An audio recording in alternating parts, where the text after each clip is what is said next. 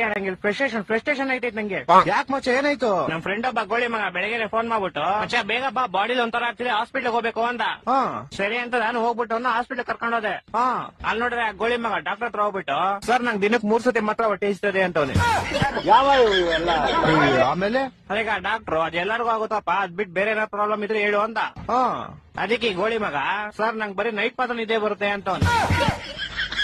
ಆ ಡಾಕ್ಟ್ರು ನನ್ ಮಗ ಏನ್ ನೋಡ್ತಾವನೆ ಎಂತ ಗೋಳಿ ಮಗ ಕರ್ಕೊಂಡ್ ಬಂದಿದ್ಯಾ ಅಂತ. ಅಯ್ಯೋ ಮತ್ತೆ ಕರ್ಕೊಂಬಂದ್ಬಿಟ್ಟೆ ಶಿಶಿನ ಹೆಂಗ ಆಚೆಗೆ. ಆಚೆ ಬಂದ್ಬಿಟ್ಟು ಶಿಶಿ ಹಾಸ್ಪಿಟ್ಲ್ ಎಲ್ಲ ಫುಲ್ ನೋಡ್ಬಿಟ್ಟು ಮಚ್ಚ ಈ ಹಾಸ್ಪಿಟ್ಲ್ ನಂಗೆ ತುಂಬಾ ಸ್ಪೆಷಲ್ ಅಂದ. ಏನ ಸ್ಪೆಷಲ್ ಅಂದ್ರೆ ಮಜಾ ಈ ಹಾಸ್ಪಿಟಲ್ ಹುಟ್ಟಿದ್ದು ಅಂದ. ಅದ್ರಲ್ಲಿ ಸ್ಪೆಷಲ್ ಐತಂತೆ. ನಾನು ಸೇಮ್ ಕ್ವಶನ್ ಕೇಳ್ದೆಪ್ಪ. ಮಚ್ಚ ನಾನ್ ಚಿಕ್ಕ ವಯಸ್ಸಲ್ಲಿ ಹುಟ್ಬಿಟ್ಟೆ ಅದೇ ಸ್ಪೆಷಲ್ ಅಂತ. ಒಂದೊಂದಲ್ಲ ಅದ್ ಬಿಡಪ್ಪ ಹೋಗ್ಲಿ. ಮಚ್ಚ ಹುಟ್ಟಿದ ತಕ್ಷಣ ನಂಗೊಂದ್ ಸೀಕ್ರೆಟ್ ಗೊತ್ತಾಯ್ತು ಅಂದ. ಏನ್ ಸೀಕ್ರೆಟ್ ಅಂದ್ರೆ ಮಚ್ಚ ಹುಟ್ಟಿದ ತಕ್ಷಣ ನೋಡ್ತೀನಿ ನೋಡಿದ್ರೆ ನಮ್ಮ ಅಮ್ಮ ಲೇಡೀಸು ನಮ್ಮ ಅಪ್ಪ ಜೆಂಟ್ಸು ಅಂತ. ಹೊಟ್ಟೆ ಎಷ್ಟು ಉರ್ಸ್ತಾವ್ರೋ ನೋಡಿದ್ರೆ. ಮಚ್ಚ ಬಂದ ತಾಳ ಅವನೇ ಬಂದ.